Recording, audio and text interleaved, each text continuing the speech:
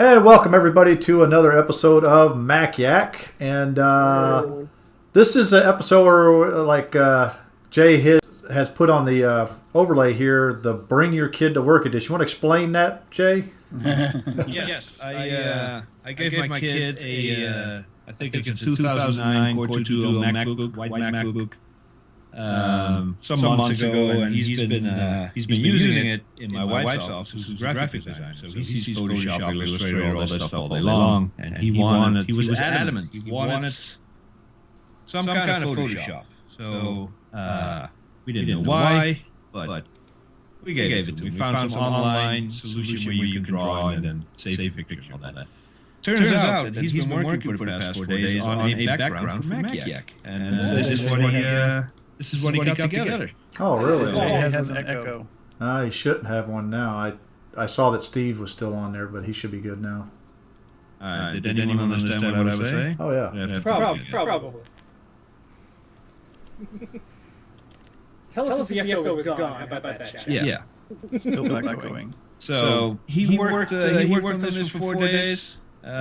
This was it has got Sounds bad on all of y'all. I don't know why, because... Come on, GT. Well, that's because Jay made me do this new background. If we were on our old background, we wouldn't have that so problem. the background throws up the audio. That's your latest Exactly. I hear it on everyone. Why is this doing this to me? I got everybody turned off. Yeah, the echo's pretty darn bad. This is what happens when he goes on the bender. Day of Mac Yak. Yeah. Is it gone now? Nope. No. Echo. All right, so we're going to go to our other... All right, so... Yeah, and I only got audio from the left channel on my headphones. The echo should be good now. It should be gone. Yeah, it is Yeah, now. it's How is that? Why? I don't know why. I set the other one up exactly the same way, so I don't know why it's doing that. So All right. All Reboot. right, so Let's start that again. Good. So quick recap. My kid spent 4 days putting that background together, and he wanted to show it off on Mac Yak. So It's there very it was. It was It has awesome. Hot Wheels. It has Mac Yak. It has a lot of neon stuff, and I think it came out pretty good. I think it did too. Yeah, Great job, Jacob. very good. Yep. Yeah. I like the colors in it too. Dude, I'm a lot older than him. Yeah, if you showed like me that all and the said colors. that a 5-year-old made it, I'd have said no. Well, your wife's a good graphic design teacher then. Well, he did spend 4 days on it. Still. Professional. Well, It I mean, does Jay look spends about 5 minutes on his, and his comes nowhere as close to looking at that good. So, Exactly. Jacob's background Agreed. looks a lot better than mine. well, you also Maybe. got to remember that Jay came up with our first logo too, and his wife said Which was no. awesome. It was terrible. This again. Yeah, Wendy was like, no, we're not having that. I think it was, 2 episodes we had that old logo, and then after that we had a new one. 4. On the 5th episode, we switched it. Oh, okay. Yeah. On the 5th day, we said no more. This is we shit. You weren't here. I'm joking. All right. So, yeah, I appreciate that, Jay, and I think I like this background. I think we should make something similar to that as a permanent background. I like that. Maybe make your son make more backgrounds. Maybe I should have think we Jacob should, design some graphics for me instead of your wife, Jay. He'll be cheaper. What was that? Maybe I should have Jacob design graphics for me instead of your wife. No, Save I'll myself leave that money. between you and them. I'm only saying that because I've seen Wendy's online right now. Yeah. It'll have a bunch of cars in it, so that should at least be appropriate. Yeah. And she's reading your comments to Jacob. Yeah. So be nice. Yeah. Tell Jacob he did a very good job there, Wendy. He did an awesome job. Tell him I Yeah. like all the colors. I think it looks neat. Very good. Hey, it's better than what I could do myself. So hey. I won't say you wouldn't see me doing anything like that. Or me. Exactly. All right, so let's go ahead and get ready to move on to our next topic here. the iMac is now, let me get to my notes here. First 1 gigahertz iMac was born on this day in 2003, the 17-inch. So we're going to share some iMac G4 stories. I don't have a 17-inch. I have a 15-inch one. And thank you, Jay. Appreciate that. What? Oh, Bruce did that. Oh, that was not me, but I appreciate it too. But anyways, I have a 15-inch iMac G4. So, and it's the 1.25 gigahertz one I think I have. I got to look at the... 15s didn't go that high. You sure about that? Yeah. I don't know. Yeah, You gonna make me boot it up just to find out? Experts are reading. All right, hold on. Now I'm gonna boot it up. You're gonna. Let me. It's. Oh God. Yeah. 10 hours later. Oh, I love that I sound. never had one at the time, nice. but I always loved the design. Yeah. I didn't It's have my definitely- first iMac G4 until 2 years ago, And then- I think. 15 went as high as 1 gigahertz. yeah, they did. Yeah, they did make a 15-inch USB 2 Mac iMac. Yeah, they Mhm. did. I mean, I think we talked about the iMac sort of G4 a while ago, and my general feeling with it, it was the first of the kind of all-in-ones that properly matured. I mean, I know that a lot of people will say that the G3 iMac, is nice all-in-one with the colors and nice design, all that sort of stuff, but it still had that great big bulky CRT. Yep. Once we got to the iMac G4 with that beautiful crisp LCD screen, I just felt like that was, I guess, probably what people, Steve Jobs or whoever had been dreaming about in terms of an all-in-one computer since day one. And of course, a big shout out that I want to say about the iMac G4, certainly the first ones that came out, was they run OS 9 natively as well as 10, and that to me is a huge plus. Well, I do have the the one. two- It's a 1 gigahertz model. You're correct. Right. The 1.25 was the 17 and the 20-inch Yep. from 03 Don't to even 04. say Although they it. did have a 1 gigahertz 17 and 20, and an 817. Yep. But Or no, I mean, they didn't have a 21 gigahertz. thanks to Mike, though, I do have the speakers for it because we did some trading there. So Mike graciously provided the speakers for this thing. So I appreciate that, Mike. Mike's got a good iMac G4 story. And I got another set now too. Well, yeah, I saw him live on that iMac G4. So Did you fix it? I mean, I know you were trying to fix it, weren't you? Did you end up fixing it? It's cooked. Oh, okay. Yeah. It needs I replaced. don't know, man. The CPU didn't look that bad on camera. Yeah, you didn't see the heatsink though, did you? Nope.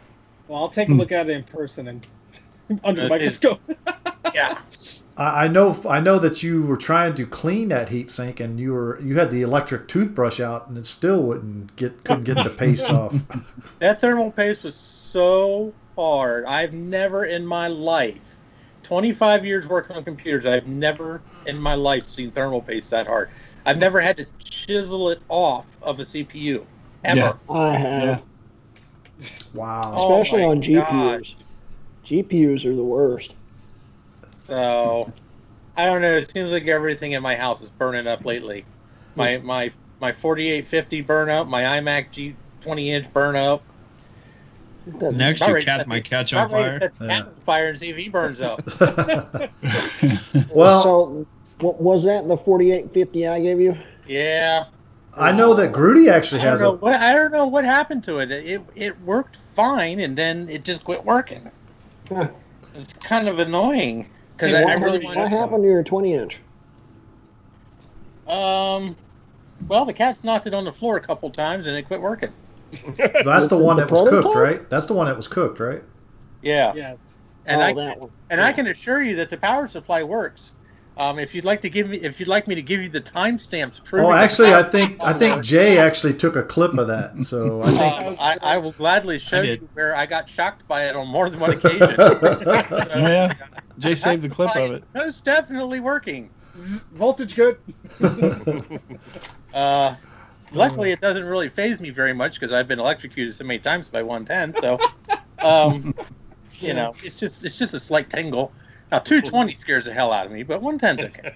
So, yeah. Yeah, I've been electrocuted a number of times on I mean, 110. if you want, Greg, I'll gladly send you the board and you can take a look at it. Well, it's not the voltage that will kill you; it's the amps. Yeah, I know. You know, Try working a around lot of people don't 1,000 car understand that. battery. Yeah. So, but So I got my first iMac G4. I think it was I think I paid like $40 or something like that for it back in 2008. I want to say, yeah, 2008.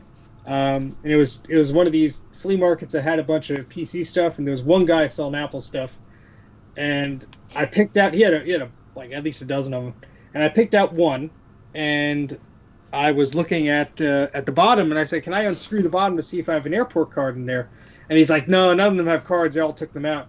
And then he said, "Oh, they're loaded with memory." I said, "So there's a memory module in the bottom?" He goes, "Yeah, I think." So I said, "Can you unscrew it?"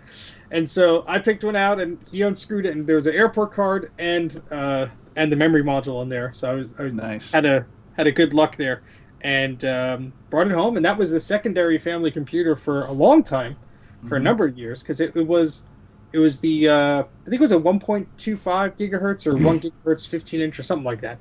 But it was speedy enough to oh no, I'm sorry, it might have, whatever the minimum required for Leopard was, it was like right below that. So maybe it was 867, whatever it was. It was speedy enough for like web browsing and email, but not much else. yeah. So it was an 800.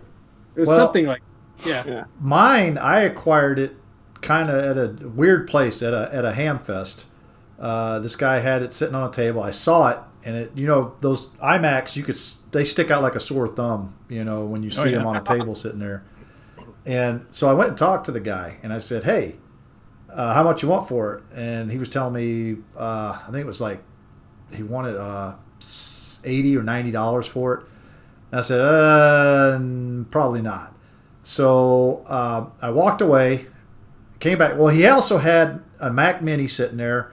He had an Atari sitting there, and that Performa that I got from him too. You remember that one, Mike?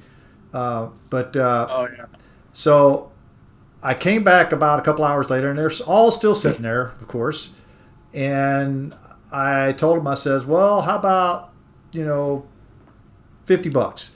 He says, "I tell you what," because I was looking at the other items too. He goes, "I tell you what, you give me 75, I'll give you all 4 of them." I was like, "Deal." I was like, yeah. So that's how I got mine, and it was dirty, nasty. I mean, Arizona dirt was all in there. I had to take it apart, clean it up real good. The casing was all cruddy and dirty. It cleaned up pretty good though, and it's not. I would not say it's fully white, but for me, it has a bit of a tan. Exactly. Yeah. But it's not chipping off. You know how that paint chips off and stuff? It's not chipping or anything. So it's still pretty good in that respect. And I did replace the hard drive. I put a SD card to IDE adapter in there, and so it is running off an SD card, which runs it pretty good actually. I haven't had a problem with it at all. But I know Grooty has a pretty good story about one that him and Colin Mister kind of messed up. Which time? Which one? Yeah, which one, right? I've lost count on how many boards we've gone through trying to do it. But Oh, you want me to have Colin fix mine? Well, this is reassuring. well, we finally got everything down pat and understand how it works. Sure. Oh, okay. It just took multiple boards. These boards are like $200. They are getting expensive for sure. That's actually something that I just wanted to just quickly say. I mean, this is a different story now in the post-Goldman era, but once upon a time, the G4 iMacs used to be, you could get them for an absolute bargain. I mean, you would just be able to get one for $20 or, like $50 at the most. I mean, people were virtually just giving them away. And so they were a really good computer from a collector's standpoint. I'm sure it's not the case anymore, but that was certainly the case, sort of a few years ago. Well, thankfully, in certain areas, they are still at their pre-Goldman prices, because the 15-inch one, the 15-inch that I have that does work, that hasn't blown up. I got for I think I paid $50 for it, and it was a complete. It was 100% complete setup.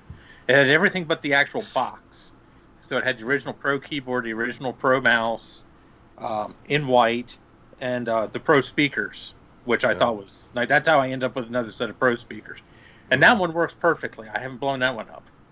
So, but I didn't have the Pro speaker, so Mike, great, like I said, we did some trading. I gave him some 1,1 parts, and he sent me these. Which so I still use to this day. yeah, and I'm still using the speaker. So several years ago, my parents were still using one of my old 601 PowerPC machines to do their email and stuff, and it was definitely long in the tooth even at that point. So I went on Craigslist and I said, what about an iMac G4? They were still, I mean, they'd been out of production for a few years, but they were still pretty viable machines.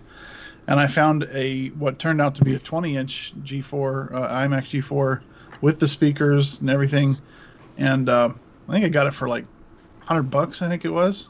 And they used that thing for several years after that. And so when they were done with it, they gave it back to me. And so I've still got it downstairs. Now, the last time I tried to boot it, it didn't turn on. So I get to take that apart and figure out what's wrong with it.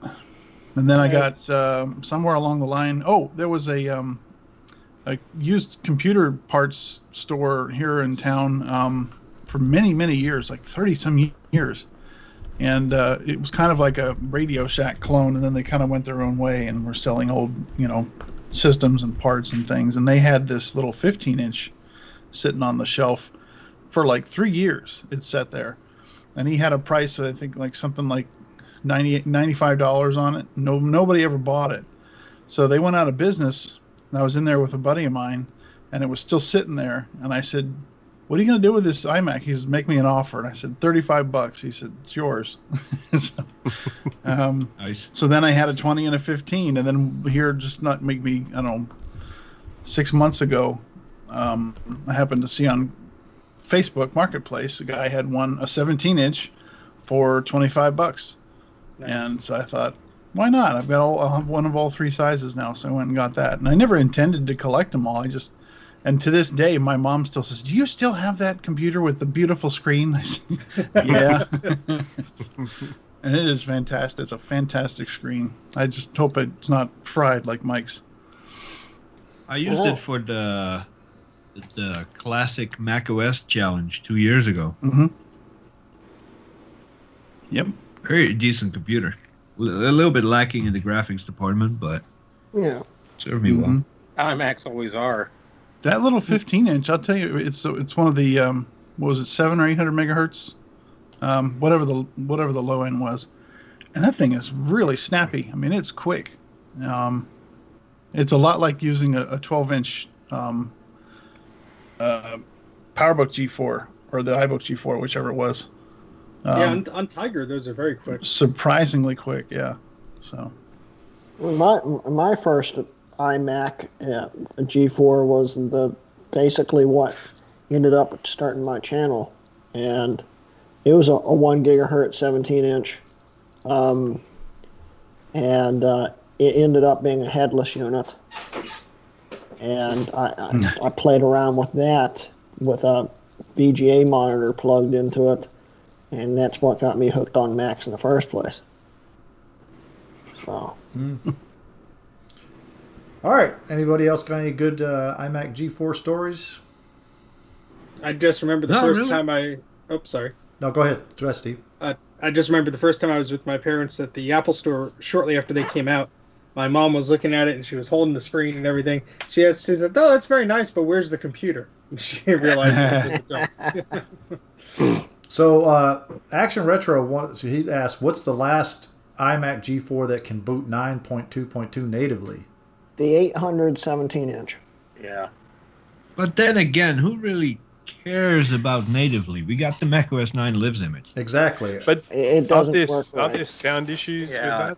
The 1 gigahertz, even though it's got the same GPU as the 817-inch, for some reason just doesn't work with graphics acceleration. And the 1.25 There's never probably going to be support because it's got an FX in it. I think the audio issues are only for the Mac Mini. Yeah, it's just the Mac Mini. Yeah. Boo. But I definitely do like the idea of it just working, working with the older ones. It just works with 9 without any issues, natively, all happy. And truthfully, there's not really any advantage to trying to run 9 on a newer one anyway, because 9 can't take advantage of the USB 2 anyway. Yeah.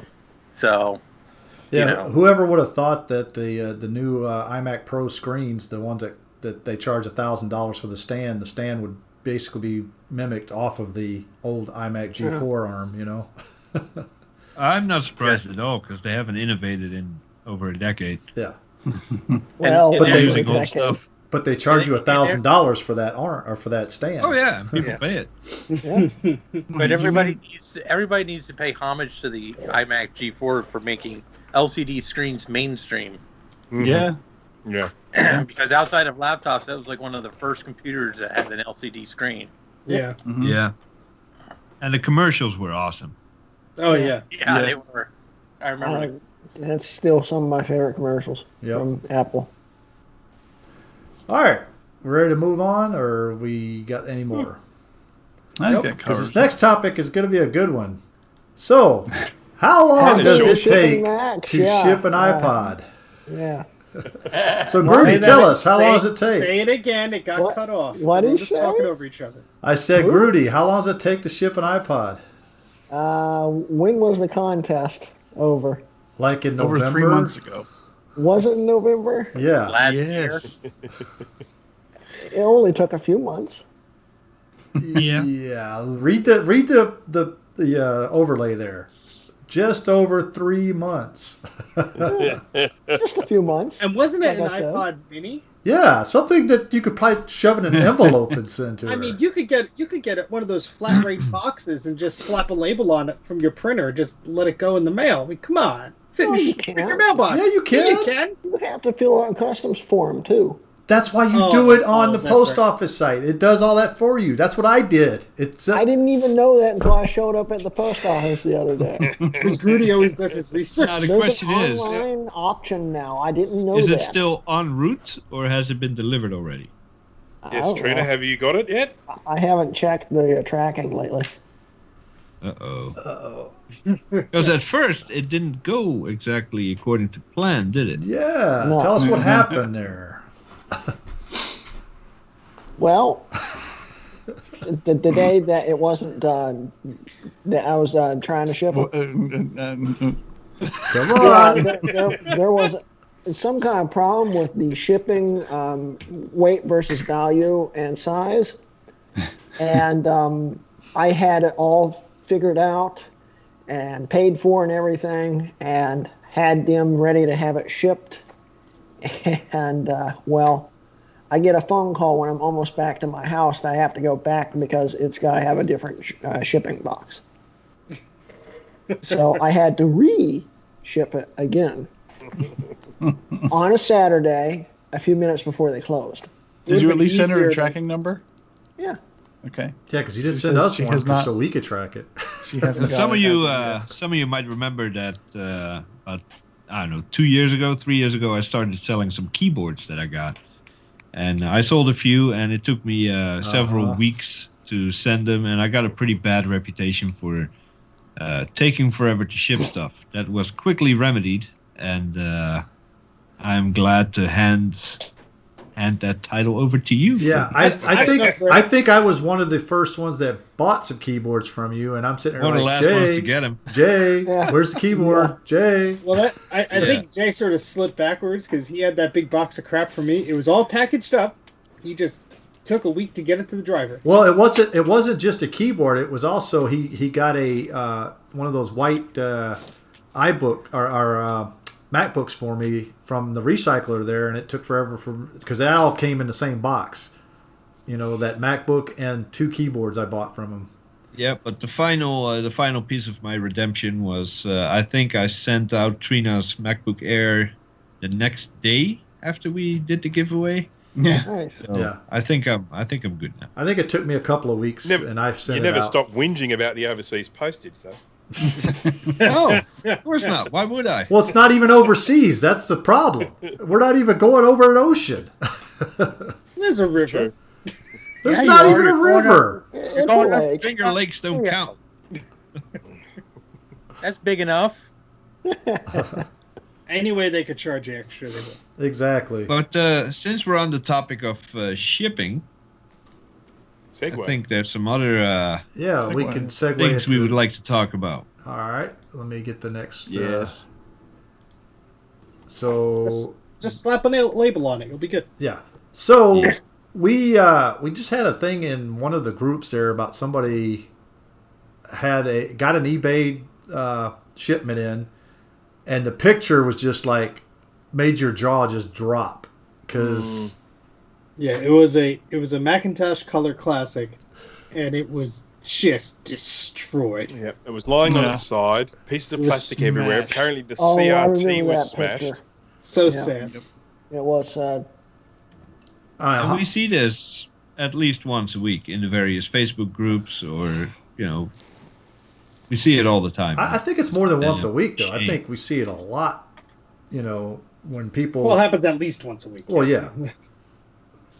But But I mean, it's just you take something that has brittle plastic to begin with, and then you combine that with somebody who has no idea how to ship something of that size or that weight, and is trying to get some extra money from eBay, so they're probably cheaping out on the box and the postage and everything. mhm. And they just slap a label on it and send it through the mail and roll those dice, and they don't care because if something happens, they probably have insurance on it, and you're good hope. luck getting any discrepancies from that, because it's like, well, I sold this thing for whatever money, and they're covered by it, so they don't care. But the guy at the end wants the actual item; he doesn't want money. Well, here's the thing, though, is that the post office is going to investigate that. First off, they're going to look at it and go, wait a second, you packaged it how? And they're going to be like, no, we're not paying this. Well, that happened to me once, but what happened was the guy said, well, I brought it to FedEx, and FedEx shipped it that way, so it's FedEx's problem. So he could easily say that, I sent it to a courier company or whatever. Now, I don't know how the USPS does, but with FedEx, I had to go through this whole thing, and they didn't even give me the full value of the insurance. They gave me like a 2/3 of it or something ridiculous. Well, I So mean, be careful. it's like I said, if you're going to ship something of that nature, you got to ship it correctly. I mean, putting a layer of bubble wrap in there and then calling it a day is not the way to go. You We have got a very little impromptu unboxing last night when we had a little shared Skype chat, and Sean from Action Retro had a box where he was taking delivery of an iMac G4. So there we go, another coincidence going on there. And the moment he opened the box, and you could see the amount of vacant space in that box. And popped bubbles. Yeah, popped bubbles. Because this is another thing, and this is something that happens when people often send, when they send boards to me, and they're reusing old bubble wrap and stuff like that. And these days, when they're trying to actually save on plastic and all that, you can sometimes get these wrappings that are big bubbles, single big bubbles, rather than lots of little bubbles. And unfortunately, they pop. I mean, those things. And if you've only got a few of these bubbles rather than having a whole stack of them in normal bubble wrap, a few of them pop, and the next thing you know, you've lost half your packing in the box. Mm-hmm. Yep. And then it starts shifting around too, because now you don't have those bubbles to keep it from shifting. Exactly. Yeah. Yep. And that's, Do not use those. Do not use packing peanuts. I do. I use packing peanuts all the time. But I don't only use packing peanuts. I use the peanuts to fill the gaps. I use the sturdier material for the corners, the top and the bottom. But I think it's, of course, the sellers piss me off when they package something poorly and it gets destroyed. But I think by now, most of us know better. And if I buy something and it's important that it survives the shipping, I make sure I tell the seller how to pack it. I'll pay for it, of course. But if you do not meet these packing requirements, I do not want to buy it from you. It's that simple. Yeah, but So I think it's up to the buyers as well to make sure that, proper packing is done. But still, I mean, even after you buy it, Jay, what makes you think that they're not going to pack it the way they want and say, screw the way that you said to pack it? Yeah. Luckily, that hasn't happened yet. But luckily, there's a thing called PayPal, and guess what? Yeah. You go back and say, hey. They get to give your money back Yeah. because they did it wrong. Yep. And guess what? They're out of not only the product, but their money. And you, at least you get your money back. Of course, it's nice that you can get your money back, but it's still one less potentially rare, product out there. So, Jay, would you like to tell everybody how you received a package from me that was packed extremely well? Yes. Mike sent me a box of parts for G5 and iMac, and I think he used asbestos to pack it. Some ceiling tiles from the 1920s and all kinds of stuff was in there. But it came through unscathed. Yeah, mostly. By the time I was done, I didn't say it was clean. By the time I was done unpacking the box, I had a solid layer of loose capacitors on the bottom of the box. That was good. And then Jay made me pay $40 for a box just to get my Mac Pro. Yeah. Which I still have to this day. But it You arrived should save okay? it. Oh, yeah. It arrived without a scratch that wasn't already on it from sitting outside in the weather. Then well worth it. The computer still looks like crap, but it works beautiful. Yep. That's good. Thankfully, I don't go for looks. So, Grooty, how many G5s and iMac G4s did you lose in shipping in the past year? Well, You mean lost? in the last year or since I started having stuff shipped to me? In the last year, because you had a string of them for a while. I had at least 2 Power Mac G5s. Oh, yeah, they were just destroyed. Yeah, they were like mangled really badly. Well, didn't you have a iMac G4 that was destroyed in shipping? 2 of them. You had 2 of them. Yeah. Yeah, because you unboxed it and you were like, you were doing live and you were like, oh yeah, you the were iMac mad. G4s. Yeah, I was thinking Power Macs. Yeah, No. Yeah, I had 2 of them with the screen frame snapped off on them, but other than that, they survived mostly. So Mostly. mostly, I'm gonna tell you They something. still worked. Shipping. One of them had a broken hard drive from shipping too. I shipped my iMac G4 across the country because I actually boxed that up and put it in the shipping container that we use to ship all our stuff from our house. And I packed it really well. I put some pillows in the box with it and around the arm and all the stuff. And when I did an unboxing live or a video on my channel, and it made it with not a scratch on it. I was like amazed. The box was actually had a little bit of smushed inness, but because of what I put in there to keep it more sturdy, it didn't squish down onto the actual iMac itself. But it made it. I got a client who wanted me to fix their classic compact Mac. So it was actually a classic 2 or whatever the Performa 200 was. That's what it was. And so they actually bought it on eBay. They lived in Canada, but this person shipped it from the West Coast, so Washington State or somewhere around there, and shipped it to me. And I told him, I'm like, look, if this thing arrives in bad condition, I cannot be responsible for it. It's going to be a gamble. And it actually arrived in good shape. I was shocked. The packing was okay. It wasn't the best. But they used a sturdy enough box and enough cardboard and packaging. And my worry is, now that I recap the thing, how do I ship it back and make sure that it's going to be just as good? Because I took photos of how they did it and everything, but I'm just still nervous because you get the wrong guy who's had a bad day and he just doesn't care and he's just going to roll it or something. And yeah, especially with the neck of those CRTs wobbling around, it scares me. Well, I know, and that's the thing is I was really worried about my iMac G4 because that right there I was like so scared that was going to get broke.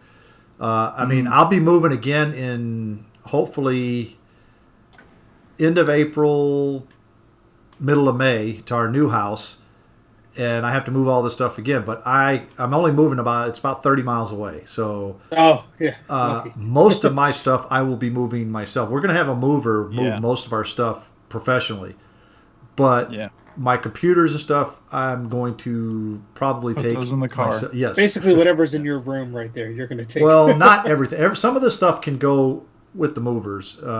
Desks and things. Desks and stuff like that. I meant the valuable things. Yes.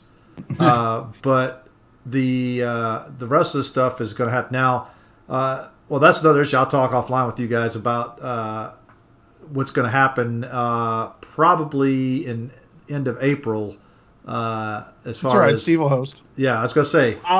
No. We'll just set it up ahead of time because the problem we had last time is I hosted from the 2008 Mac Pro that I used to use, and I forgot that. So when we went to stream, I had none of the settings set up. Like, oh, wait a second, that was the old computer. Yeah, what I'll do is I'll just give you the saved settings on Wirecast here and say, use that. That'll be great. All right. Anything else we got about packing and shipping, or did we kind of hit everything?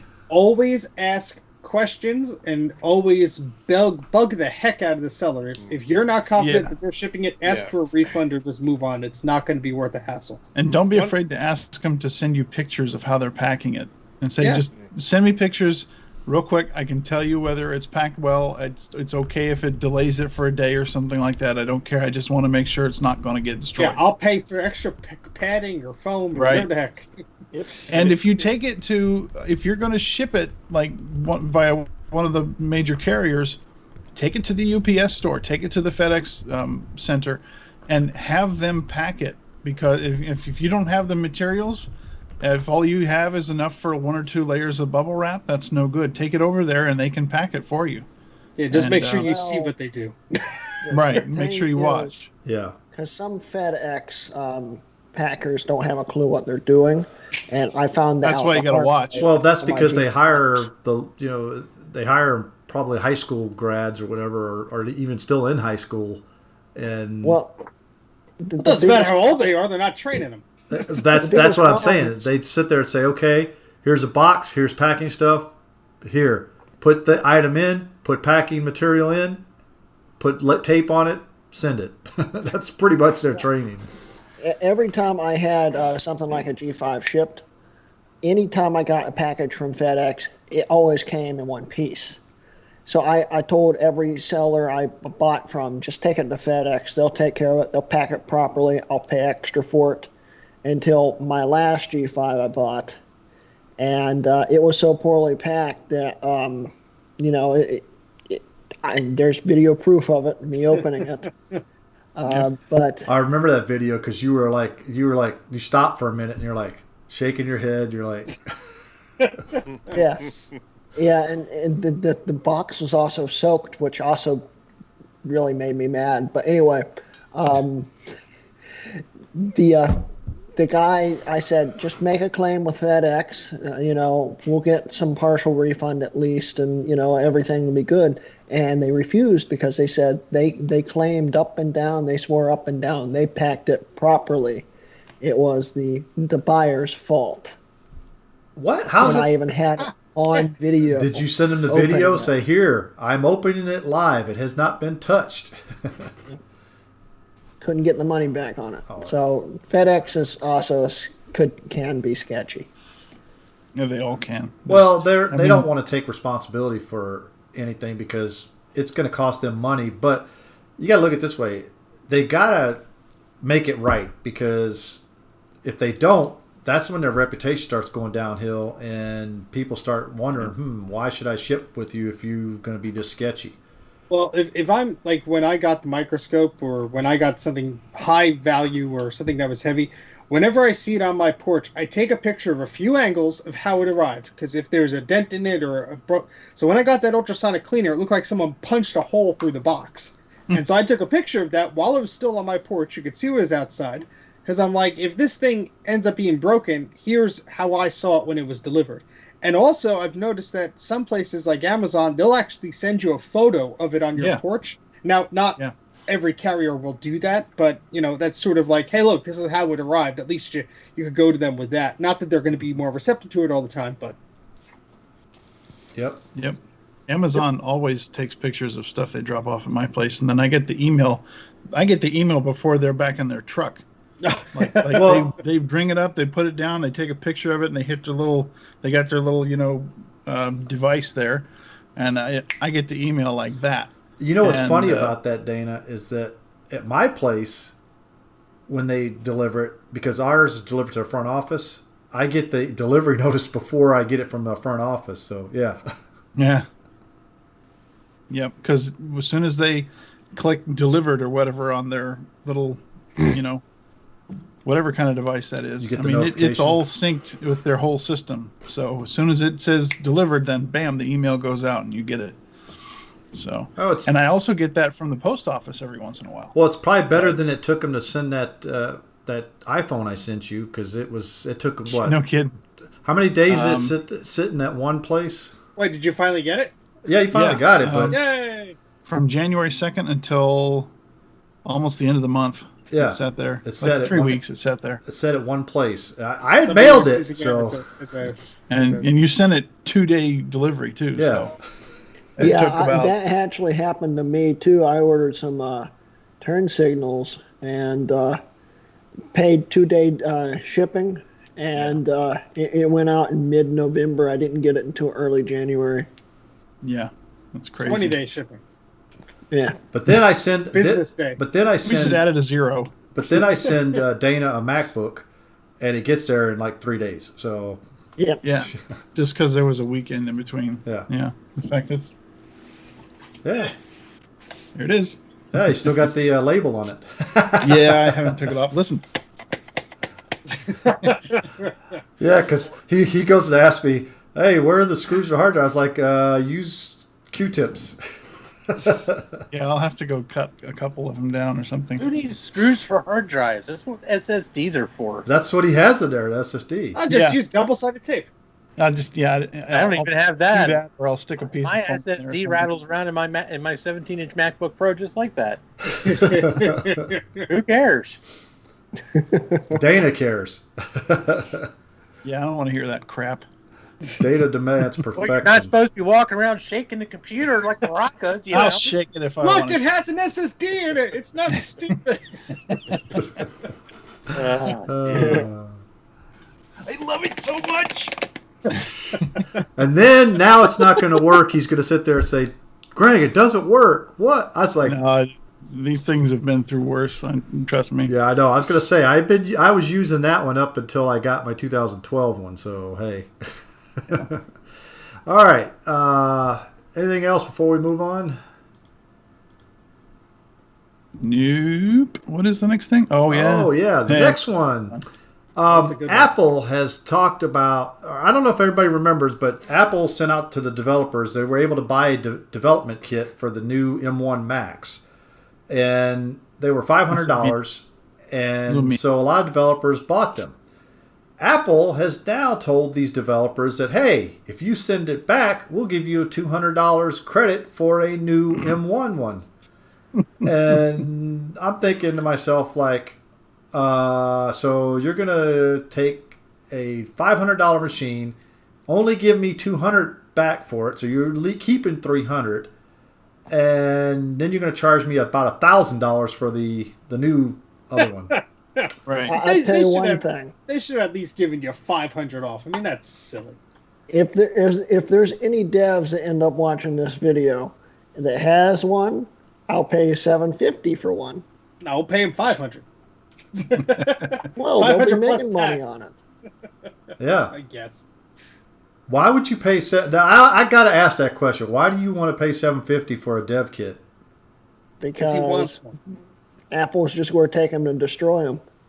Well, it wasn't part of the original sale that Apple wanted them back. I think we talked about it at the time. Yeah, but there were. I mean, there's quite a number of the Pentium 4 based Intel dev kits floating around. Now, I don't know how Apple is with those returns. They certainly are within their capabilities to lock down your developer account and do all sorts of nefarious things if they really wanted to. Yeah. I don't know if they really care that much, but I guess we will see. We'll see. Yeah, but I don't the see thing where you have to give it back. Yeah, you have to give it back. Okay, but if you have to, then they have to give you the full amount that you paid for it, because they can't demand something back. Sure the $500 wasn't even to buy it; it was just for the chance to get one. Yeah, it was a raffle. God. Yeah. Yeah. So you can pay $500 and still not get one. If you ever assume you're paying something for Apple and it's not like a standard thing that you could do within the 14-day return, you're going to get your money back. So in the end, you're paying Apple $300 for something that, assuming you get your $200 back, you're giving them $300 for something you didn't even get to keep. Or you're giving them $500 and never even see it. Yep. Right. Wow. That's one of the reasons why I didn't sign up for one. God. Because I knew I wasn't getting one. Well, no. If you signed up and you paid the $500, they would give you one if you were selected. It was a raffle. It was a raffle. No, but you would not give them $500 and they'd be like, "Oh, thanks for the money." They would charge you. That makes absolutely no. That does make no sense. I gotta agree with Steve on that, but. Now, I'm sorry. If Apple was doing that, I think we all would have heard from a lot of pissed off developers. Oh, there was a lot of pissed off developers. No, because they would not be. Why would they charge your credit card for nothing that's being transacted to you? Hell, I'd be doing a chargeback on my card. Exactly. I'd be like, exactly. Yeah. I'm gonna look. All this right, up. I have $1,000 to give away, but you have to pay me $100 to become eligible for the giveaway. All right, this is a pyramid. Starts today. Giveaway date to be determined. Yeah, I can understand. I mean, that's what a raffle is. It's like you're not guaranteed, but still, somebody that's paying that much, I got to agree with Steve. I think that's kind of hokey there. I don't know. It says selected developers will receive a link to order the thing from the Apple Store. So you have to be selected. It's still on their website. So they didn't charge you unless you're not going unless to a store and buying something. They chose you and then sent you a link to order it. Yeah. So I'll put the link in the chat. So there, we found that Grooty didn't know something there. And now he's mysteriously off camera. I know. He said he's about to spew. What? No, because that would have been just liable for plenty of lawsuits in this country. Oh, exactly, because that's basically stealing your money. Oh, yeah, it's a raffle. Well, it's a kind of an illegal one, too, to be honest with you. Of course. Yeah. It's quite a markup. Oh, yeah. But, yeah, I don't think anybody who... I mean, let's face it. Developers probably are going to make back the money that they invested in that hardware by developing their apps for the new platform and whatever. But I think it's still in bad taste for Apple to be like, we're going to give you $200 store credit, essentially. Thanks for, finding out the bugs and everything. That's just bad form. I mean, at least with the developer transition kit that they had originally for the Intel machines, they gave you an iMac. They gave you a machine. Yeah. So now they're not even giving you a full machine. Right. It would have been fine if they were saying, here's $400 or $500 credit towards a new Mac. That's fine. Let them pay the extra for whatever. But $200 is like a slap in the face. I think that's absolutely... Apple doesn't give a crap about form. I mean, ask some of the social media platforms how their form is. They don't care. Of course they don't care, but it looks like they're so cheap. And it's like, really? You're trying to push yourself as this luxury brand? Like, way to go. Yep. Yeah, I know. Way to piss off the developers that, give you all the revenue in your app store. Well, and here's the thing, too, like you just said, Steve, $200 to a developer that's, especially if they're a big developer and making lots of money already, that's a slap in the face, too. I mean, why the developer's probably just going to keep the machine and maybe order a new one. $200 is $200. It's not that much for some of those developers. Now, the smaller developers... Give it a couple of years, you can sell that developer machine for a handsome profit. Exactly. That's why if I was a developer and I had one, I would keep it. Because especially now that you know what stuff is going for, because we'd all hear Grooty like, it's a prototype. So there is one thing that I would just like to mention, and there's something that Action Retro, as Sean mentioned in the chat there, and that is that if you want to be a developer with Apple, it's an annual subscription. Now, it would not be beyond Apple's power to say, well, if you don't give the machine back, we won't renew that subscription. So you then won't get access to the latest version of Xcode and all that sort of stuff. So, it's all very well for us to just sort of say, oh, yeah, look, I'd just keep it. Yeah, of course, if we had it, yeah, we'd keep it. It could be worth something someday. Mm-hmm. But if Apple turn around, and again, we don't know if this is true, but if Apple turn around and threaten to disable your developer account if you don't give it back, not disabling the hardware or anything, just making it so that you're not able to get all of the developer tools anymore. They could definitely go down that path. Yeah. So in the agreement here, I'm sorry. Oh no, go ahead, Steve. So in the fine print here, there's a few clauses in here. So number 4 says termination and return a developer kit. And there's all this legal mumbo jumbo that basically says you abide by this. You're agreeing that you will return this for Apple. And it says effective immediately if you or any unauthorized developers fail to comply with any terms of this amendment or agreement, either party may terminate this addendum for its own convenience. And it says you agree to promptly return it no later than 30 days at the end of the term or otherwise requested. But it does not say anything. It only says failure to return the developer kit may result in the suspension of your developer account or termination of your developer agreement. So there is that in the fine print. Whether they will actually execute that is something that remains to be seen.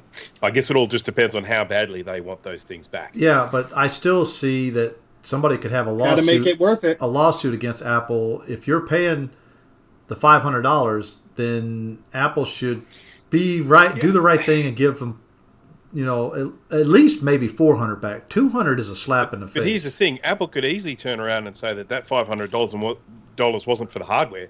That $500 was for the opportunity, the software, blah blah blah. The hardware was free. You never owned it. You never owned the hardware. That was only on loan to you. What you paid for was this opportunity. From a legal standpoint, they'd definitely be able to get around that. Well, yeah, but here's the thing, though, is that all these developers are what's actually helping sell. I agree with you there. You don't want to piss off too many developers, especially big ones. Because I definitely agree with you on that. They may decide, okay, Apple, you know what? You're going to play this little game, then we're going to. I mean, yeah, Apple could push around the small developers, like they did with Fortnite with Fortnite. Yeah, I mean, maybe. Yeah, but personally, I'm sorry. Go ahead, Steve. I'm just saying in the legalese here, it's saying the program fee you are paying, the $500 is the program fee for the Universal App Quick Start program. So you're paying for the program. They're not saying you're paying for the hardware. So exactly what Bruce was saying, you're paying them for blah, blah, blah, which happens to include something you have to return to them. So, yeah, they can spin this any way they want. I would sign up for a developer program, get me that hardware, and then, put it on my front steps, wait for it to get stolen, and then just send the video. Said, look, it was stolen. How do we know that's our Mac Mini? You don't, but it was stolen. I know. I like the idea, but I'm not sure that you would have met the criteria to be selected for development, Jay. Why? Well, just looking at your track record of development, that's all. Oh, man, that's a low blow. That is very low blow. Oh, come on. What was the last app you made? I outsource, okay? I like Sean's reaction. It was like that when I got it, I swear. Yeah. You take the guts out of it and give it back to them with an old Intel in it or something. A G4. Yeah, put a G4 in it and send it back to them in that case. or find an old Intel developer kit that they had before and send that to. Oh, I thought you meant this developer kit. I'm still hanging on to this one. All right. Anything else before we move on, or? No, I would just tell them come get it. I ain't shipping you anything. Yeah. It's like, come and get it. And you know what's funny? They would probably be there and come and get it. No, they'd probably I'll only hand it over if Tim collects it. Yeah. Tim has to collect. Tim Apple has to get it himself. Yeah. All right. Next topic. Time for a new Apple TV. What do we want from it? to be honest with you, most of the new TVs that are sold today have Apple TV built into them now. Believe it or not. Yeah. So And most of those are garbage. why do we even need Apple TV? Because to be honest with you, I have an Apple TV. I have an LG TV that has Apple TV and all the apps that Apple has built into it. So It's more of a service now than it is. don't even hardware use solution. my Apple TV anymore. I use all the apps on my TV now. Yeah, I mean, I don't have. I have the one model before the Sony TVs where they said, "Oh yeah, by the way, we're going to put the AirPlay and the Apple apps in there." So I have the one model before they decided to start doing that, and I have a 1080p 4th gen Apple TV. I would love to buy, the 4K Apple TV. The problem is it's from 2017, and I know the minute I buy the stupid thing, they're going to come out with a new one that does whatever. So that's my stance. That's why I put this at the topic, because there was a sale going around where it was like $30 off or whatever. So it's like $150 or whatever the price is for the Apple TV.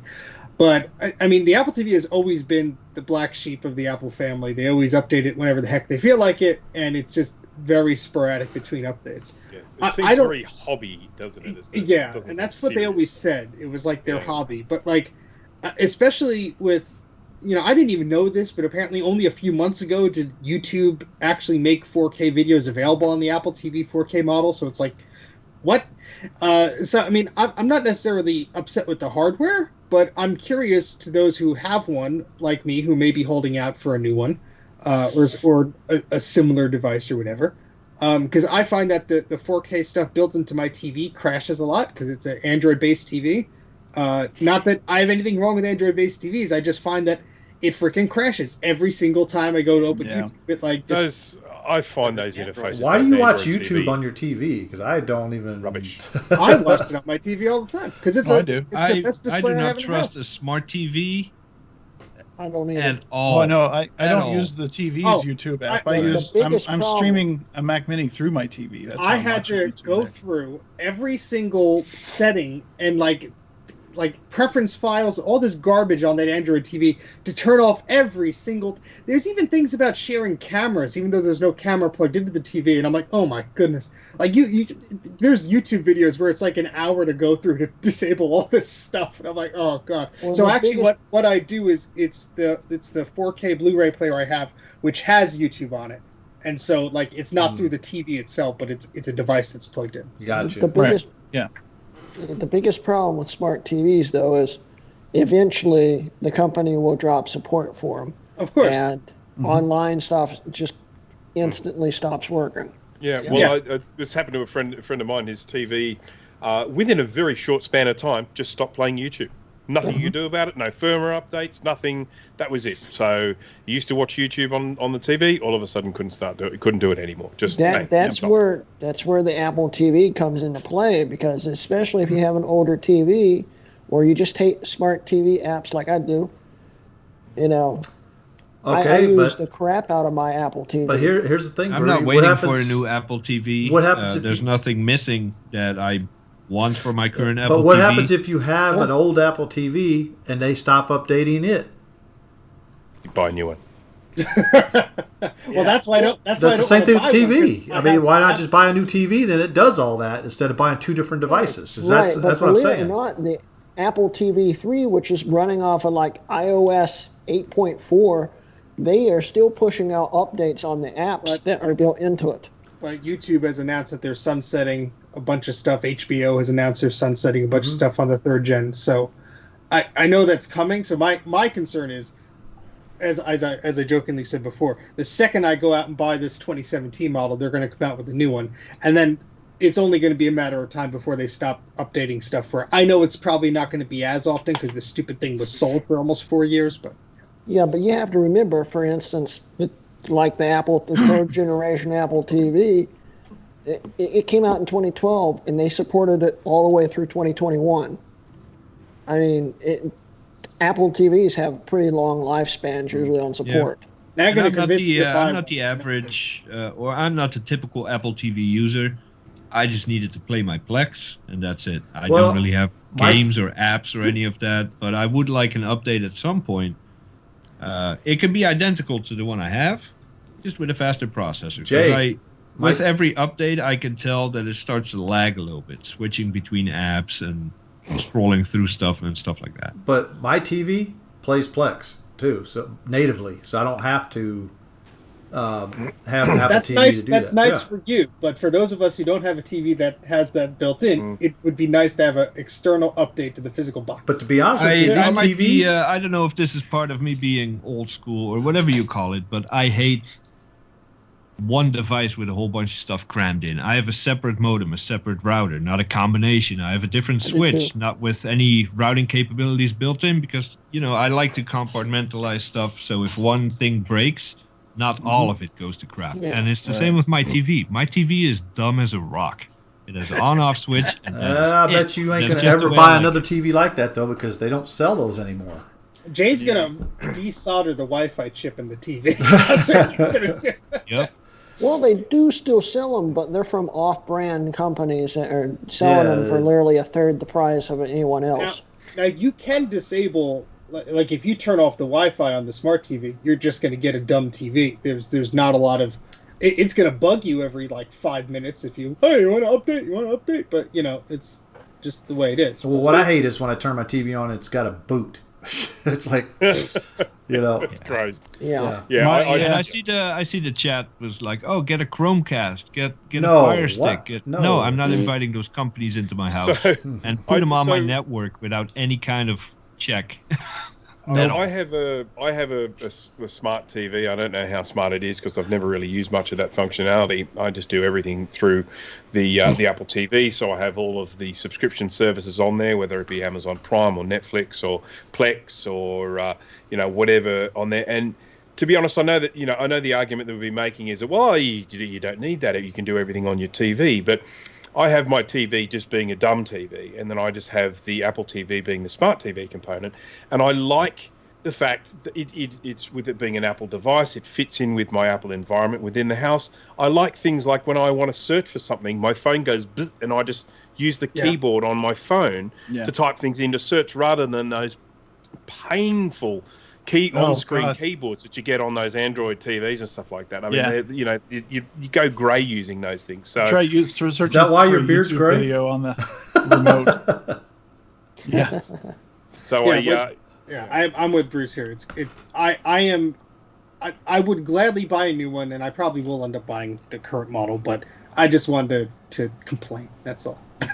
Oh, I know. Like I said, it is useful. I mean, I love the integration with it because I could just AirPlay something. I know it's not gonna crap out. I went over a friend's house. They just moved in last year. They got a brand new TV. It has AirPlay built in, but not the Apple TV stuff. And I tell you, 9 times out of 10, you cannot get the AirPlay to work on it. It's like, connecting, and then it just like disconnects. Well, Steve, and I was like you before like that too, and I loved my Apple TV, but then I was thinking about buying another Apple TV for the bedroom, but then I found out, hey, I could do all this stuff on the bedroom TV, so I just saved myself $500 by not purchasing another Apple TV.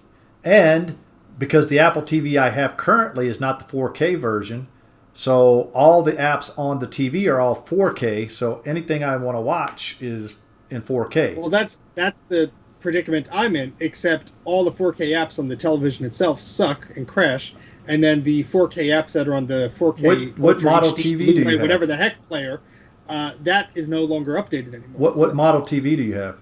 The Sony X. Oh, there you go. It's a Sony. F900. What the heck are you talking about? No idea what the capabilities are.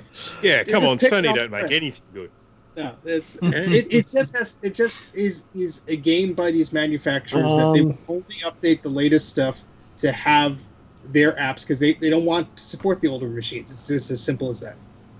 And I would never spend. I don't know which Apple TV is $500, but if I need a second one, I'm getting mine off eBay. They I are would not never buy 500. it straight from They're Apple. like 150 or something like that. Am I the only one here that doesn't have an Apple TV? Yes. Yes. Probably. I don't have one. Okay. I don't have one. I you guys talk about these Apple TVs. Let me tell you something. I bought one and I thought it sucked. Which one did you buy? I quit using it like a month and a half after I bought this stupid thing. I'll say the 3rd gen was the first like usable one. That was the one I bought. Well- and I hated it. I couldn't. Let me finish. The first usable one, but the Ah. 4th gen with the apps was really where it actually took on a life of its own. I went back to using my Rokus, and let me tell you this: they're some of the best things I've ever. I don't have a problem with those. I just they first of all they have the Apple TV app, so I can go in, I can access everything on my computer, my entire media library. I stream it to my television, not a single problem. I can AirPlay to any TV with a Roku in my house from either my iPhone, my iPad, my iPod Touch, or my Mac Pro. Never a problem. It's practically instantaneous, except for when it has to load up the app, like if I'm streaming YouTube or something. Yeah. And you know what? It cost me $69 freaking dollars, and it's 4K, and I don't even have a 4K TV. Well, the Apple TV, I only have HD TVs. the Apple TV is kind of like the first iPhones. I think it was I had the 3rd generation. No, Yeah, I had the 2nd generation, and then I went to the HD. I think I have the HD now. I don't know anymore. But the second one is it became 720p. useful when I was able to jailbreak the 2nd or 3rd gen. I was able to jailbreak it and put Plex app on there and some other apps. Same as the iPhones. They were pretty useless at first because the apps and all that stuff didn't really do much, but it was the jailbreak that made them good. And now the Apple TV finally got to a point where it can stand on its own without jailbreaks. So if it's been a long time since you tried an Apple TV, not that you need it because your Roku works for you, but if you're going to buy one again in the future, you're going to be probably pleasantly surprised by what it's turned into. I'll consider it. Only because from what I understand now, from when I had one, because I bought a 3rd gen, and at the time Hulu and Apple, was it Hulu or Netflix? It was Amazon. One of them was in a pissing match with the other, Yeah, and you Amazon.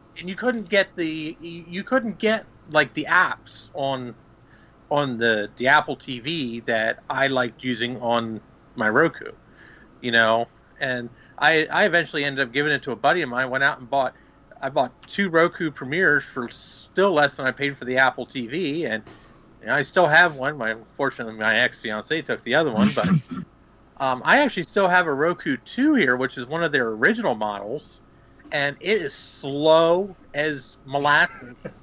It's almost painfully slow, but it still works. Everything still works on it.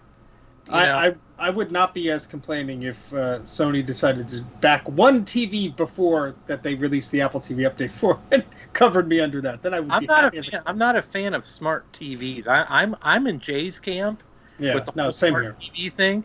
I have a Blu-ray DVD player here. It's a Panasonic. Now it's one of the very first Blu-ray players that Panasonic made. So that dates it to what, let's say 2006, 2007, maybe? Sounds about right. So it had network functionality. It has network functionality built into it, okay? Which I had no use for at the time, but it had like Netflix and stuff like that all built into it that you could stream. Well, I hooked it up to my network here at the house, and I haven't plugged a thing in to the internet in years. So it does all these updates, and stuff like that, which was probably good for the actual Blu-ray player. But it's like there's no apps left. There's nothing left. Yeah. So it's like so if I bought this device just for that functionality, I'd be boned at this point because there's nothing there. Yeah, if you want a real fun time, read the fine print on all these smart TVs because it basically says these services will discontinue whenever we feel like it. Right. That's one thing I like. See, that's the thing I like about the Roku, because they're an outside party. I mean, they're like Apple, but they don't restrict the apps on. I mean, they do verify them and everything. It's not like there's just a bunch of counterfeit apps running around. But they don't restrict any apps on their devices. Like, I have a what the hell do they call it? A Flex, something through Comcast. I don't use it. I can't stand it for the same reason I didn't like the Apple TV. The apps that I want to use aren't there because Comcast doesn't want you paying for Hulu. They don't want you paying for they want you to use theirs. They want you to buy their services. So they have their device locked to the point where you can't do this. Roku doesn't care. You're not paying Roku anything except for the device. Yeah. And then you pay, you take care of every individual company separately. So, I got Netflix, I got Hulu, and I got Amazon Prime because those are the, they're the only ones I use, and I very rarely even watch those. But, there's no restrictions on. Yeah, it's good to have something that's not built into your device. So. And then I don't have to worry about, if I want to replace my TV in my bedroom, because that thing's probably 15 years old. I'm amazed it still works. The speakers are going out on it, but it still works. I don't have to worry about, oh my gosh, it's like, is this going to have all these apps? No, I just hook my Roku box up to the HDMI port, instant smart TV. Yeah. Yeah, but also you got the same problems though. Is that Roku might stop? You might have to buy a new box for it soon because they may stop supporting that particular one that you got. I highly doubt that. I can tell you right now, if they're still supporting my Roku 2, which is 10 years old now, then I don't foresee any possible future where they're going to stop supporting that. And the thing 2 hours later, if you stop supporting, discontinued. It costs $69 to replace it. Yeah, compared to the $200 that the Apple TV cost. They just stopped supporting the last one with analog video output, the RCA jack. So, and that's been out for a while. That's one I have, and it still works. No, I'm just saying they've like sunsetted development of new apps for it. So there'll be updates. Yeah, but the existing apps that are on it still work. Until they break something, it still works. Yeah. But truthfully, it's so painfully slow. I'm going to have to update it. It's horrible. It's like it's like trying to watch a YouTube video on my iMac. Okay? Now, everybody here knows the pain of trying to watch a YouTube video on a G5 iMac. So yeah. Now you understand how slow this thing is. But it does still work. As a matter of fact, I was watching your live stream on it the other day, Steve, at about 2 frames a second. It cannot be held responsible for any fires or injury. But it still worked. If you're just joining us, this is the Roku show. I'm just saying that there's an alternative to Apple TV. I agree. And I'm not adverse to an Apple TV. It's just my experience with Apple TV is not positive. So here's what my solution is. Several years ago I said I'm cutting the cord with cable. I said I'm tired of paying for channels I don't watch, all that typical stuff. So what I did was I bought a 2012 Mac Mini, and at the time I think my brother-in-law gave me his old plasma TV with an HDMI port. I plugged the Mini into the TV. Anything I want to stream, any service, whatever, it goes right through the Mac Mini into the TV. I don't need the smart features on the TV. I don't need any Amazon or Google products in my home, and I will not have them. And I've gone through, so that old TV died. Now I have another one, which actually is a smart TV, but I don't use any of the features on it. It's not even hooked up to my Wi-Fi. Everything goes through the Mac Mini. So my entertainment, is entirely dependent on the life of either the computer or the television. Well, like I told you before, instead of me buying another Apple TV or another device, since my TV in my bedroom already has that built into it, why am I going to go out and buy another device that basically duplicates everything that is being done on my TV already? Yeah, if you're satisfied with it, then keep it. I'm not telling anyone that they have to buy it. My thing was basically saying they should upgrade. The question of the topic was, what would you like to see in a new Apple TV? Yeah, I don't know how we got that off topic. Well, to be honest with you, Apple TV is one of those devices that Apple, I don't know why they still have it in a way, because I think that they're probably going to the services part of it and not the actual hardware portions, because Apple TV is being built into TVs now. So right. But there's always going to be the person that is not updating their TV, or it's part of an apartment or some type of thing where you can't change the actual television. So I think there will always be a market for it. I'm not saying it doesn't have to be their flagship product or anything, but it never has been. Exactly. It's always going to be a hobby. But I don't, to be honest with you, I think Apple is trying to move away from the actual hardware part of the Apple TV and try to move to the services portion Because look at what they're doing with Apple TV. You know? I understand that, but to sell a service, you need either a phone or a computer or some way to consume that, like a TV or whatever.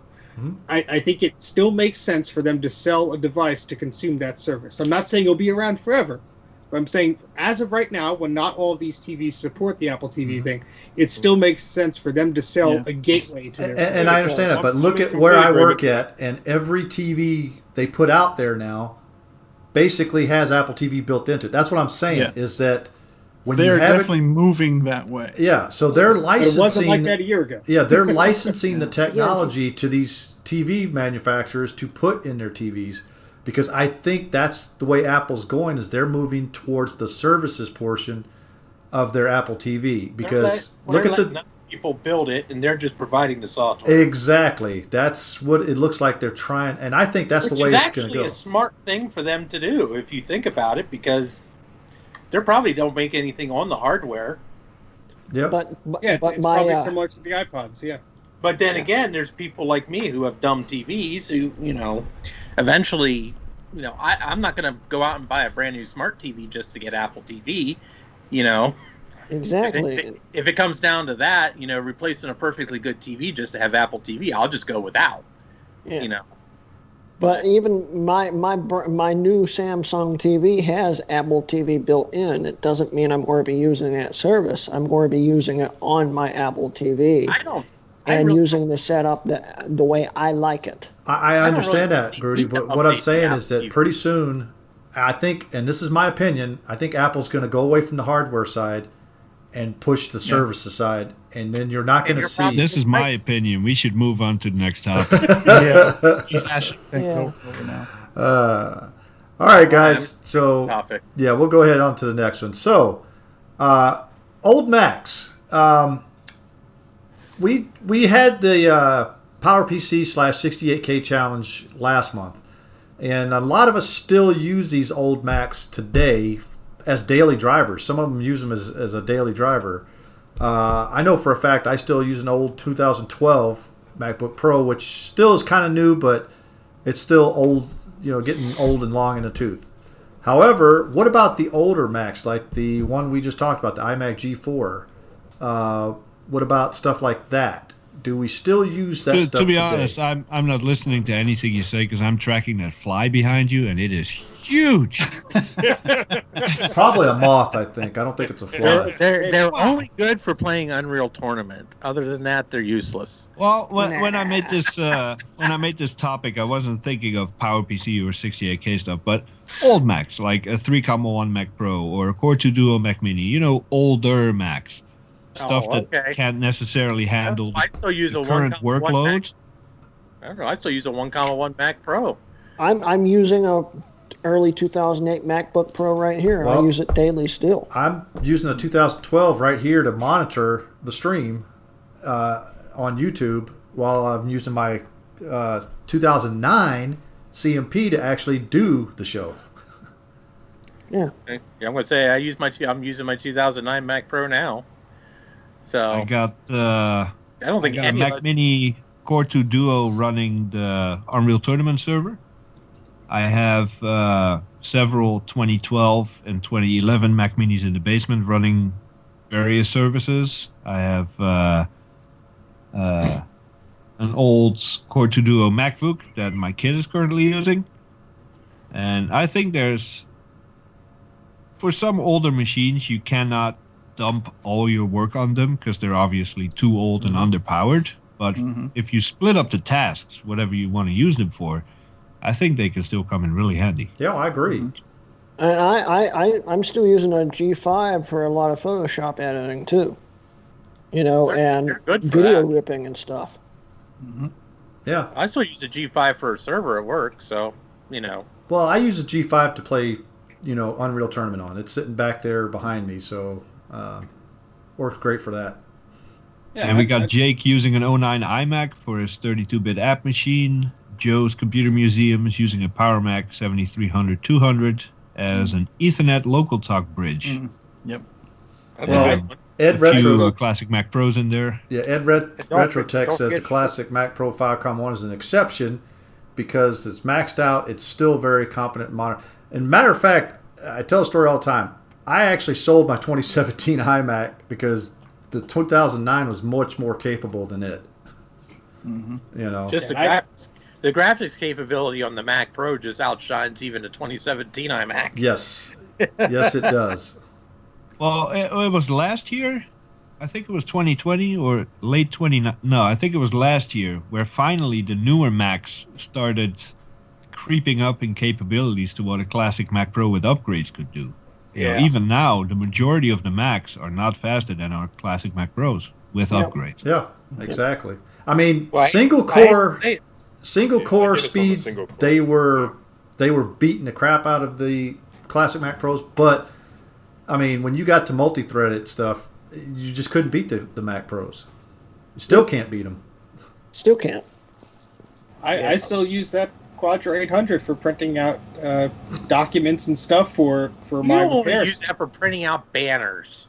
No, every time, When silly drawings that don't work right. every single time I print out one of these job sheets for somebody, you'll see it's on a very particular paper from that image writer. Oh yes, So- a triplicate. Exactly. So whenever I do a job and I finish it and I charge the customer or whatever the heck I'm doing, Oh, I Lord. print it out, I keep a copy, and they get two. So it's very useful. So you're Yeah, going I on do think our carbon classic paper? Mac Pros should be excluded from this topic because I just checked. I'm running 3 virtual machines. I got Skype going. I got the live stream going. I got my security camera software. I got a ton of stuff going on. And I am barely using 4.8% of all my processing power. Yeah, So I think the Mac Pro Nah, is you need a new excluded. computer. but why are we excluding them? I mean, they're what 11, 12-year-old machines. Oh, let's Yes, not Class is obsolete now. let's not They get into the fit definition of the old again. old. They fit old, but they do not fit, specification wise what an old computer how it would perform. Yeah, but the hardware is still old. Yes, the hardware's still old. It was actually, believe it or not, the hardware in these machines was actually dated when Apple started using it. As is with typical Apple fashion, the stuff that they use is typically at least a year old before it's even released to us. So, Yeah, by the time like the 5.1 came out, we were already on Sandy Bridge and stuff like that. Yeah, And this is exactly. the architecture before that. yeah. But, I mean, it still works well, at least if you It does. if you upgrade them, they do. Now, the original, what the hell? I can't even remember what it had in it. What were they, Gulf Towns or something? Or maybe that was the 3.1. I can't remember. But the original processors in the 5.1s were not the best by today's standards. Now, the ones that we use now are, my God, they're miles ahead of the originals, and they're still pretty good today, But I still use a 1.1 at work every day. I still have a 2012 Mac Mini. They're slow. They're not going to do everything lightning fast, but they work just fine. Yeah.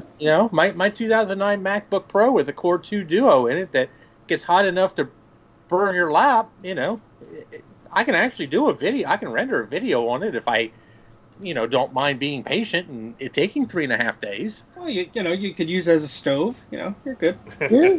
If I ever get cold in my bedroom, I just grab the MacBook Pro, throw it on my lap, and then the next thing I know, I've got 5 cats laying on it because they're colder than I am. And you have third-degree burns on your legs. Yeah, probably. Yeah. But it works. And it works perfectly.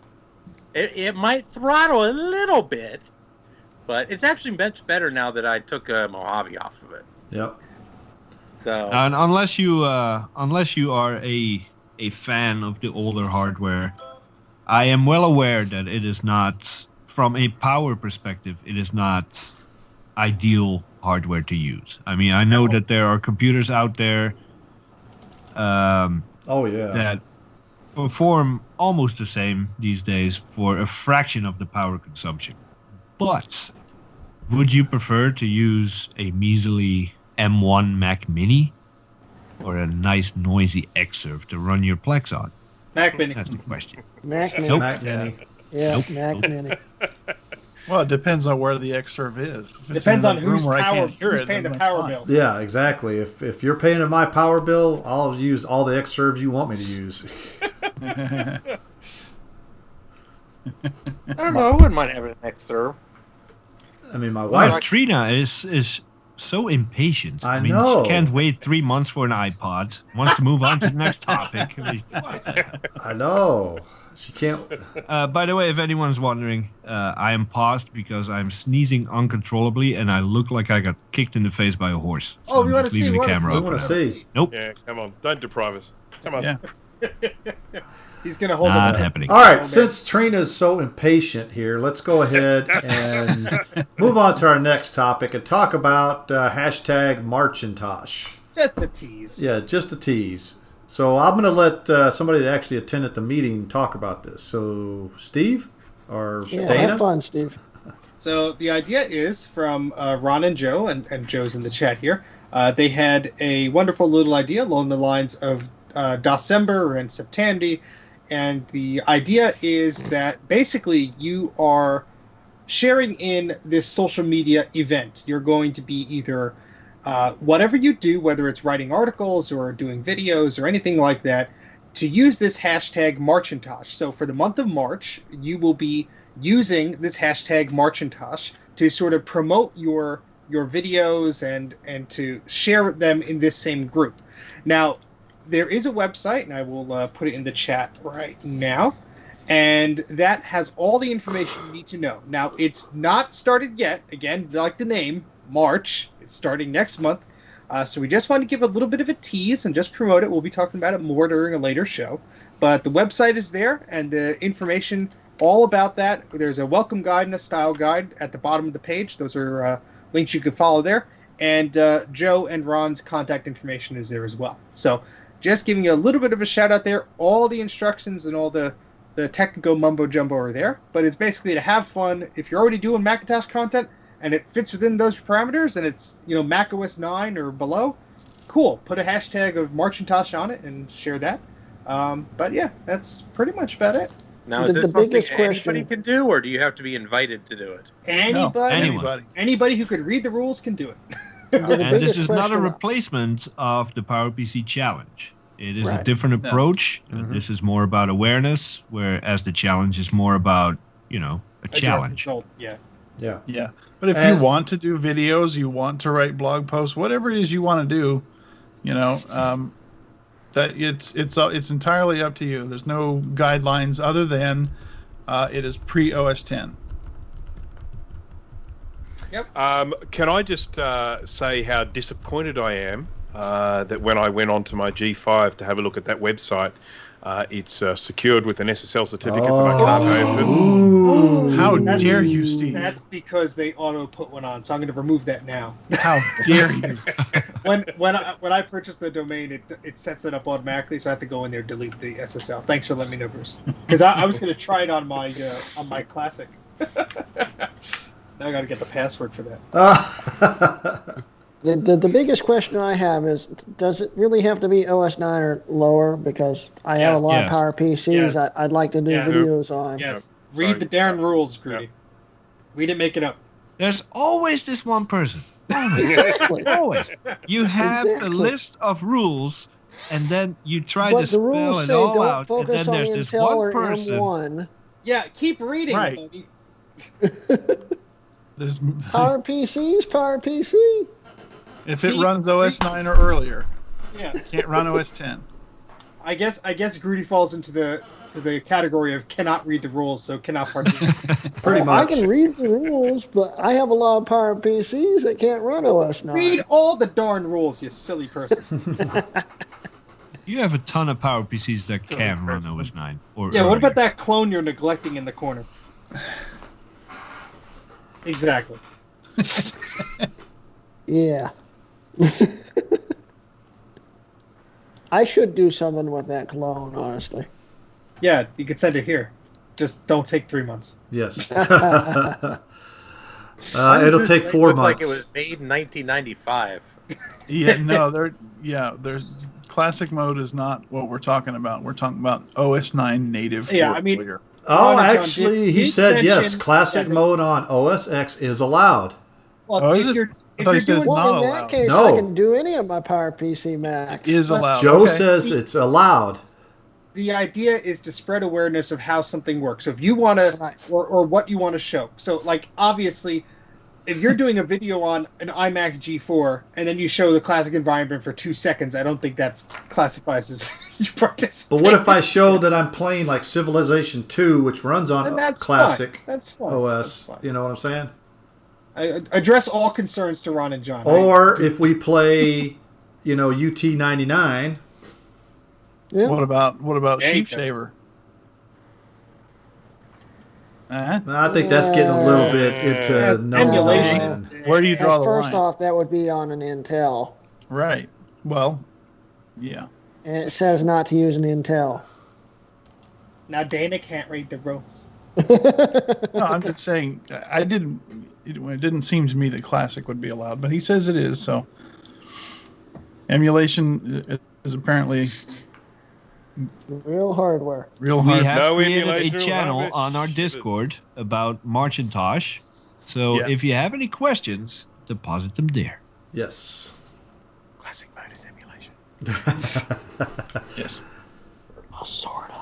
Sort of, No, but it is. it's It technically is, but it isn't. when you're running the actual system folder from a. It's still basically running the operating system. It's Yeah. not emulating it, and it's using the instruction Don't sets from the be CPU. that guy. But Joe says that it's allowed to use, Yep. so hey, he made the rules. It's all good. I have no problem with complying with these rules. I intend to Yeah. use a Macintosh GCI, so all fine. Can't run OS 10 on that. The only thing I got, well, actually, I could run it on my iMac G3 OS 9 natively, so I could do it on that. And if I what are you wanted to. whinging about? Exactly. But I like my iMac G4 better. It's always about Greg. Exactly. macOS 9 lives. It's the Greg and Greg show, Yeah. Exactly. I'm out. OS 9 lives on it. Well, I have OS 9 lives on both of my machines, so yeah. All right. Again. So we're getting close to the end of the show, guys. So next up will be shameless self-promotion. Anybody got anything going on this week? Streams, live Yes. streams? I have an announcement. Go for it. Uh-oh. So shut up. Uh-oh. So for anybody who's not a subscriber to my channel or on my Facebook or anything like that, probably doesn't know this, and there's actually quite a few of you. So I am doing a 850 subscription giveaway once again before we get to 1,000. Awesome. Now, I'm doing this one a little differently because I'm actually trying to promote 2 different channels this time, not just my own. So anybody who's here on the Mac Yak channel and subscribe to it should go over to my channel, subscribe to that, and then watch the video for the giveaway because I'm going to be giving away this first gen iPad mini, which is in impeccable shape for its age, Ooh, Space Gray. that I have owned since brand new, the very think first that's Slate, iPad isn't I it? ever bought. Or Slate, Space Gray, whatever. And I'm giving this away as a giveaway. And Awesome. you can get up to 3 entries to win this if you're subscribed to my channel, if you're subscribed to Mac Yak, and if you follow me on either Facebook or Twitter, since those are the only 2 social media platforms I'm on. Now, none of these are required, of course, but it's a way to get extra entries. So, but I'm trying to do it to help promote Mac Yak too. So, if anybody knows anybody that's not watching or is not subscribed, now's a good time to tell them. Yes, everybody. If you're subscribed to this channel, you should be a subscriber to all of our channels, linked in the description below. Yeah, exactly. So Especially mine because I release a video at least once a year. year. Yeah. I don't know. It might have been longer than a year by this point, Jay. No, actually, it's Well, one he per time. replaced. He did a video, Yeah. I think, 4 months ago. He did more videos in the last 6 months than you have, Greg. ooh, Hey. ooh, ouch. So But beyond that, I'm probably going to be streaming either Saturday or Sunday. I don't know which day. Comcast is coming to install my new internet Saturday morning. And if everything is okay. Look, I have a choice between Comcast, and Centrelink DSL. Yeah, you don't really got. I know. That's the way it is for most Comcast customers. They got a choice between crap and crap light. Yeah, I'm actually upgrading to business class internet and saving myself $45 a month. Yeah. Nice. So, and getting twice the speed both up and down. Excellent. So, I mean, it's like, and it'll be much more reliable because I won't have to share nodes with every neighborhood kid on my block who decides they want to watch porno at 11 o'clock at night, or everybody that wants to stream Netflix at 2 in the afternoon and causes buffering between me and you two. Yep. And don't tell me it's my PC, Jay, because I don't want to hear that crap. That i5 is more than capable of streaming. Oh, sure. It's the PC. No comment. It's more capable than my Wi-Fi. Mac Pro. Huh? No, I don't use Wi-Fi. He's not You you. always make fun of me for using Wi-Fi. I'm not using Wi-Fi. Dude, Oh? I got more network switches in this one room than you probably have in your house. All right, ladies, I don't know calm about down. that. Calm You just don't down. happen to be in the basement. Let's, And I'm let's- never in the basement. I got 3 network switches just in this room for all of this computer equipment. There's one under my desk. There's one right there, and there's another one sitting here on my desk just for my entertainment center, which is actually going to provide, after Comcast takes their crappy modem, is actually going to provide the Wi-Fi in my house for my iPad. It sounds really impressive. Hey, but they're all Joe. 4 ports, Joe goes so. throw down. So, Did you get your own modem at least? Yes. I have Okay. a. Where is it? Good. Because the modems that cable companies give you are crap. Yes. Yeah, I have a nice Linksys here that actually works really well. Unless It's just a modem. It's not a Wi-Fi router. I have a separate Wi-Fi router. Yeah. Unless you're I'm using like you and Jay. I have a modem. I have a router. unless you're And using to keep them Verizon separate. unless you're using Verizon Fios, you have to have their modem because they have a proprietary modem that you cannot buy. Right. No, you don't. Yeah, if you're using Fios, you have to use their modem. Yes. Because If you makes have a Fios coax modems. connection. No, I'm talking about fiber. If you have the fiber. Yeah. I have the fiber. Yeah. Yeah, but I just have the Ethernet port on the side of my house. That's all. Yeah. But actually, their routers and modems are actually really, really good. They are, and I haven't had an issue with mine yet. And I will have Verizon Fios in my new house. Fiber up to the house, and then, Yeah, I had a Fios Wi-Fi modem and everything in the last apartment I lived in before I moved here, and I'm telling you that was like one of the best modems / routers Wi-Fi thingamabobbers that I ever had. even I mean it was there when I moved in, so it was already like a year old, and it still had a USB port on it. I could plug a hard drive into it. All right. So anybody else got anything going on? I'll stream whenever Mike's not streaming, or Steve. And I'll stream whenever you're not streaming. All right, I got a set of shelves to put together. You I might guys do it heard that, after right? this. Grooty said he's going to stream. Jay's going Yeah, to I'll sneeze, and probably Dana's roll not this going to do weekend. anything. I have quite a few plans, but I also have an unexpected amount, a lot of work dumped on me. So Like printing? who knows what's going to happen?